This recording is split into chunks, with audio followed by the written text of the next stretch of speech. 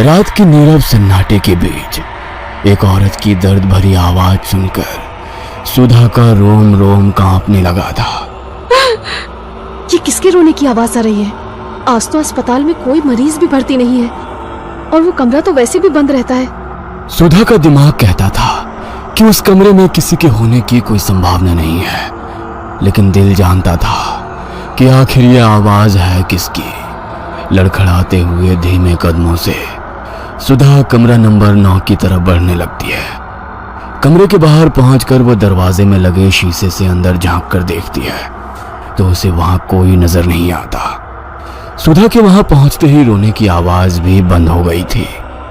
हैरान होकर सुधा वहां से जाने के लिए मुड़ती है, तभी उसे कमरे का दरवाजा जोर जोर से पीटने की आवाज सुनाई देने लगती है, जिसे सुनकर सुधा बुरी तरह चौंक जाती है।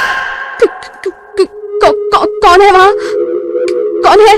सुधा के पूछते ही एक बार फिर से किसी औरत के बुरी तरह से रोने चिल्लाने की आवाजें सुनाई देनी शुरू हो जाती है। एक तरफ दरवाजा पीटने की धम धम, दूसरी तरफ वो डरावनी रोती हुई स्त्री की आवाज।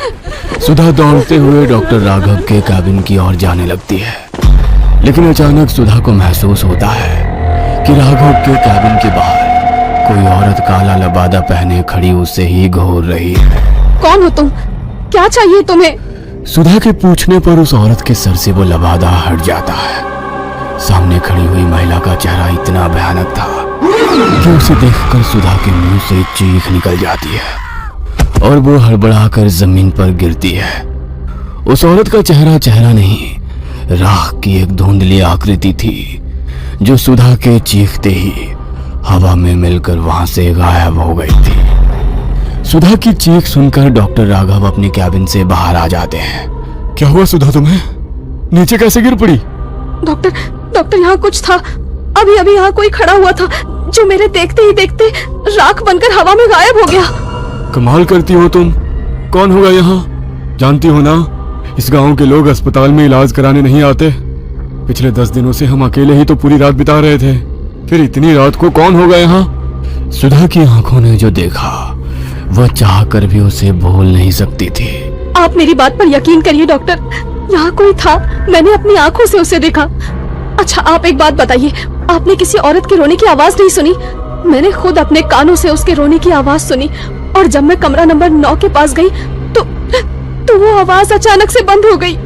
आसपास घना जंगल है, जरूर किसी जंगली जानवर के रोने की आवाज सुनी होगी तुमने।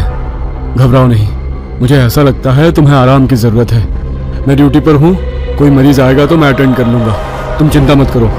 सुधा हॉस्पिटल से निकलकर कुछ ही दूर पर बने अपने कमरे की ओर जाने लगती है कि तभी उसे किसी के कदमों की आहट सुनाई देती है। सुधा पीछे मुड़कर देखती है, तभी एक तेज हवा का झोंका आता है और सुधा के खुले मुंह से काली राख उड़कर उसके मुंह में चली जाती है।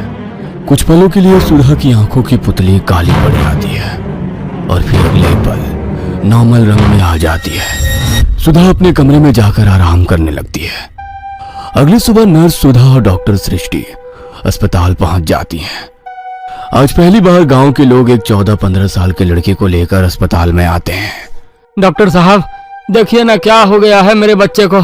अचानक ही पूरा शरीर नीला पड़ने लगा, इसका आंख ही नहीं खोल रहा है। हम तो जतन करके थक गए, अब बस आपसे ही उम्मीद है। आप बिल्कुल भी चिंता मत करिए, मैं अपनी तरफ से पूरी कोशिश करूंगा। राघव बच्चे दिनेश को अस्पताल में भर्ती कर लेता है और सृष्टि और राघव मिलकर उसका इलाज शुरू कर देते हैं। राघव, इस बच्चे की कंडीशन मुझे तो कुछ ठीक नहीं लग रही। ना तो किसी जहरीले जानवर के काटने का शरीर पर कोई निशान दिखाई दे रहा है और ना ही ऐसा लगता है कि इसने कोई जहरीली चीज खाई हो। फिर अचानक इसे हुआ तो क्या हुआ? मुझे भी कुछ समझ में नहीं आ रहा। फिलहाल आज रात के लिए इसे अंडर ऑब्जर्वेशन रखते हैं। अगर सुबह तक भी कुछ आराम समझ में नहीं आया तो इसे शहर रेफर कर देंगे। रात घेर आई थी। राघव और सृष्टि आज ड्यूटी पर थे। देर रात गए अचानक बेहोश पड़े दिनेश के शरीर में हलचल शुरू हो जाती है और वो किसी जिंदा लाश की तरह अपने बिस्तर से उठकर तन कर खड़ा हो जाता है, जिसे देखकर सृष्टि चौंक जाती है। लेट जाओ मुझे देखने दो मुझे, तुम ठीक तो हो ना? सृष्टि स्टेथोस्कोप लेकर दिनेश के सीने पर लगाती है। तभी दिनेश एक जोरदार धक्का देकर सृष्टि को दूसरी तरफ धकेल देता है। क्या हुआ तुम्हें दिनेश? दिनेश तुम ठीक तो हो ना? मैं तुम्हारे पेरेंट्स को बुलाती हूँ। Calm down please. अभी तक दिनेश को अपने पेशेंट की तरह ट्रीट कर रही सृष्टि अचानक ही उसकी आंखों की तरफ देखती है तो उसके पूरे बदन में मानो जोर-जोरी दौड़ जाती है। दिनेश की आंखें बहुत ही डरावनी नजर आ रही थी। उसकी आंखों की पुतलियां पूरी तरह काली हो चुकी थी और चेहरा इतना भावहीन था जैसे कोई मुर्दा अपनी चिता से उठकर खड़ा हो गया हो। एकाएक वार्ड में लटकी पुरानी ट्यूबलाइट झपकने लगती है और कमरे में सीलन की तेज बदबू फैलने लगती है। ये सब क्या हो रहा है? क्या हो रहा है यहाँ पर? दिनेश, ये तुम क्या कर रहे हो? लेकिन तुम ये कर कैसे सकते हो? सृष्टि के इतना कहते ही दिनेश घोर कर सृष्टि को देखने लगता है और अपने हाथ सृष्टि की गर्दन की ओर बढ़ाकर उसकी ओर आने लगता है। सृष्टि डर के मारे जोर जोर से चिल्ला रही थी कि तभी नर्स सुधा कमरे में आ जाती है और दिनेश की गर्दन पकड़कर उसे दीवार में दे मारती है। दिनेश जमीन में गिर चुका था और उसके सर से खून बह रहा था। दिनेश के सर से खून बहता देख सिस्टर सुधा किसी जंगली जानवर की तरह अपने हाथ और पैरों पर चलते हुए दिनेश तक पहुंचती है और उसके सर से बह रहे खून को बुरी तरह से चाटने लगती है। डॉक्टर सृष्टि एक कोने में बूंद बनी यह अविश्वसनीय घटना देख रही थी। अगले ही पल मानो नर्स सुधा पर कोई वहशी जानवर हावी हुआ हो और उसने दिनेश का हाथ मरोड़कर कंधे से अलग कर दिया।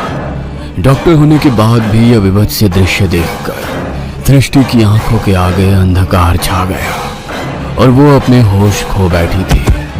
कुछ देर बाद होश आया तो राघव सृष्टि को घेरे बैठा था। सृष्टि, क्या हुआ था वहां? और वो लड़का, उसकी मौत कैसे हुई? और वो सुधा कहाँ चली गई? राघव की बात सुनकर सृष्टि रोते हुए उसे कमरे में हुई सारी घटना के बारे में बताने लगती है, जिसे सुनकर डॉक्टर राघव सन्न रह गया था। राघव एक अमीर पिता की इकलौती संतान था।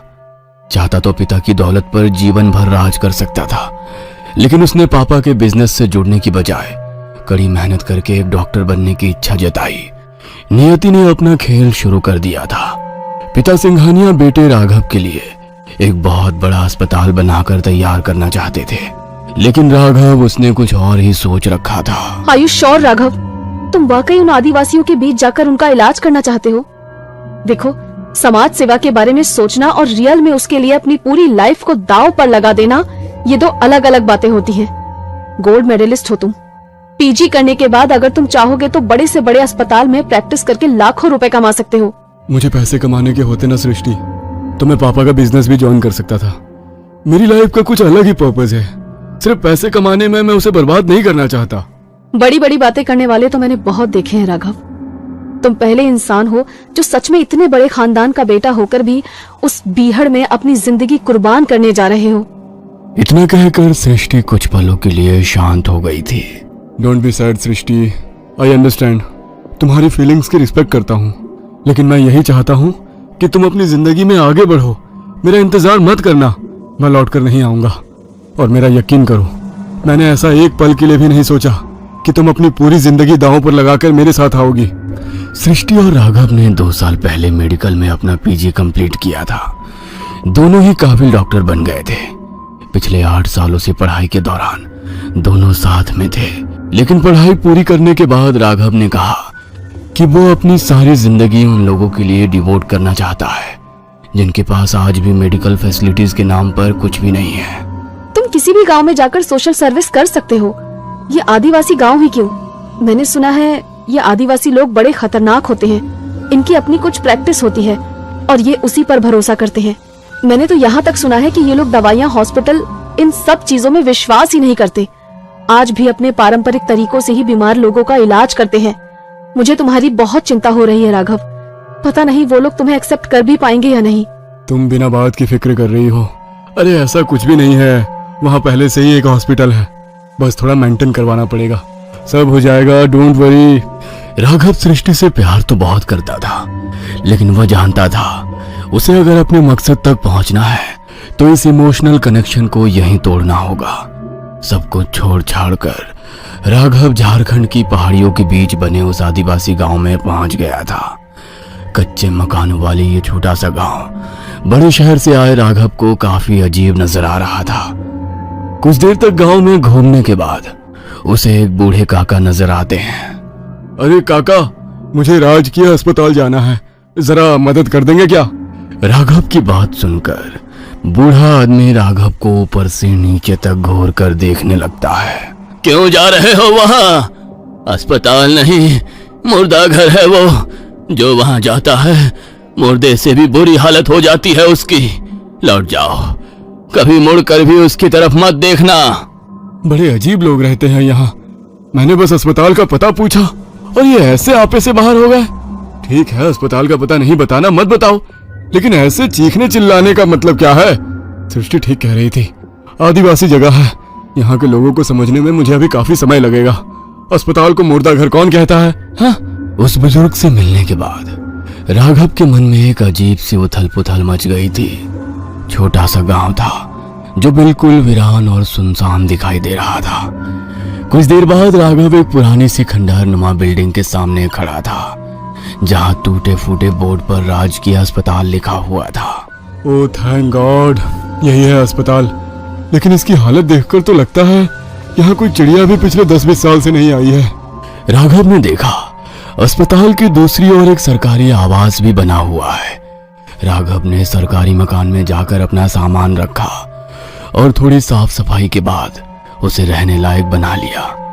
कुछ दिनों की मेहनत के बाद अस्पताल से कुछ कमरे साफ सफाई करके इस्तेमाल लायक हो गए थे। एक दिन अस्पताल के बाहर एक गाड़ी आकर रुकती है, जिसमें डॉक्टर सृष्टि और नर्स सुधा दिखाई दे रहे थे। राघव, हम दोनों भी तुम्हारे इस मिशन में तुम्हारे साथ हैं।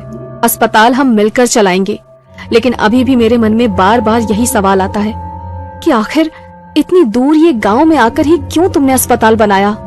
सृष्टि, कुछ सवाल इंसान को कभी चैन से जीने नहीं देते, और मैं यहाँ अपने मन में उमड़ रहे सवालों का जवाब पाने के लिए आया हूँ। बचपन से ही मुझे कुछ अजीबोगरीब सपने बेचैन करते थे। सपने इतने धुंधले थे कि साफ साफ कुछ समझ में नहीं आता था। धीरे धीरे जब मैं बड़ा होने लगा तो एक एक करके कुछ चीजें साफ दिखाई देने लगी, और उन सपनों में ही मैंने कुंदनगढ़ का राजकीय अस्पताल भी देखा। पिताजी से मैंने कई बार पूछा कि क्या मेरा कुंदनगढ़ से कोई संबंध है, तो उन्होंने हमेशा इनकार कर दिया। बस उन बिखरी कड़ियों को जोड़ने के लिए मैंने यहाँ आकर प्रैक्टिस करने का विचार बनाया। मैं खुद को यहाँ से बहुत जुड़ा हुआ सा महसूस कर रहा हूँ। इस हॉस्पिटल का हर कोना ऐसा लगता है जैसे मुझसे कुछ कहना चाहता है। सृष्टि राघव से अलग नहीं होना चाहती थी, इसलिए काफी सोचने के बाद अब वो भी राघव के साथ हॉस्पिटल में काम करने के लिए अपने साथ एक नर्स सुधा को लेकर कुंदनगढ़ आ जाती है। हम क्या मुंह दिखाएंगे सृष्टि, वो लड़का हमारी जिम्मेदारी था। आदिवासी गांव है, पहले ही लोग हमारे इलाज करने के अंग्रेजी तरीकों पर भरोसा नहीं करते। ऐसे में अगर उन्हें पता लगा कि हमारे अस्पताल में हमारी नर्स के हाथों उनके बच्चे की मौत हो गई है, तो हम इस गांव से जिंदा लौट कर नहीं जाएंगे। मेरे पास एक आइडिया है, इस बच्चे की बॉडी को सील कर देते हैं और गांव वालों को यही बताएंगे कि शरीर में एक ऐसा इन्फेक्शन है जिसे यदि किसी ने भी छुआ तो उसे भी यही खतरनाक बीमारी लग सकती है, और इस बीमारी के कारण ही दिनेश की मौत हुई। हो सकता है गांव वाले हमारी बात पर भरोसा कर लें। जैसा कि सृष्टि ने कहा था, डॉक्टर राघव गांव के मुखिया को दिनेश की बॉडी सौंपते हुए वही बातें दोहरा देता है। मुझे ऐसा लगता है डॉक्टर साहब ठीक कह रहे हैं, वाकई दिनेश की हालत सामान्य नहीं थी। अगर डॉक्टर साहब का कहना है कि दिनेश को किसी को भी नहीं छूना चाहिए, तो हमें उनकी बात माननी ही चाहिए। कोई भी दिनेश की लाश को नहीं छुएगा, ऐसे ही बक्से में बंद करके ही उसका अंतिम संस्कार कर देंगे। मैं नहीं चाहता कि कोई भी महामारी इस गांव में फैले। गांव वालों ने सृष्टि और राघव की बातों पर भरोसा कर लिया था। फिलहाल तो गांव के लोगों को पता नहीं लग पाया था कि नर्स सुधा ने उसकी जान ली है, लेकिन राघव और सृष्टि के सामने कई अनसुलझे सवाल खड़े हो गए थे। आखिर सुधा को क्या हुआ है? ऐसे अचानक उसने दिनेश को क्यों मार डाला, और अब वो गायब कहाँ हो गई है? आखिर क्या है इस अस्पताल का राज?